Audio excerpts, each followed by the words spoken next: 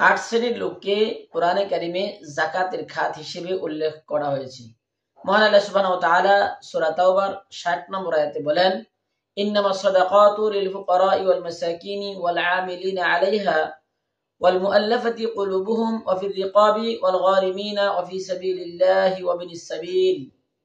অর্থাৎ 1 নাম্বার হচ্ছে শুধুমাত্র নিঃস্ব ফকির, অর্থাৎ যে সকল অভাবগ্রস্ত পরিবার যারা সীমিত আয়, যার দ্বারা স্বাচ্ছন্দ্যে জীবিকা নির্বাহ করতে পারে না।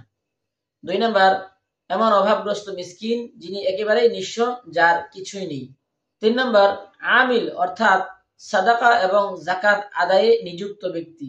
4 নাম্বার নবমুসলিম ইসলামের দিকে ধাবিত করার জন্য, কিন্তু এটির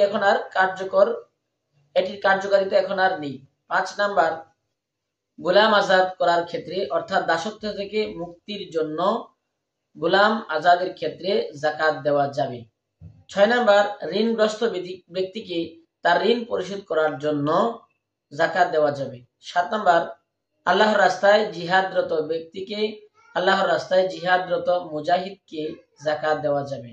8 নাম্বার মুসাফির ব্যক্তিকে, অর্থাৎ যে সফরে থাকার কারণে আর্থিক সংকটে পড়ে গিয়েছে, তাহলে তাকে যাকাত দেওয়া যাবে। যদিও তিনি তার বাড়িতে অনেক সম্পদ থাকে, তার উপরে যাকাত ওয়াজিব থাকে, কিন্তু তিনি এমন জায়গায় সফরে গিয়েছেন যেখান থেকে বাড়িতে যোগাযোগ করতে পারেন না, অথবা তিনি যোগাযোগ না করার কারণে যদি আর্থিক সংকটে পড়ে থাকেন, তাহলে ওই মুসাফির ব্যক্তিকে যাকাত দেওয়া যাবে।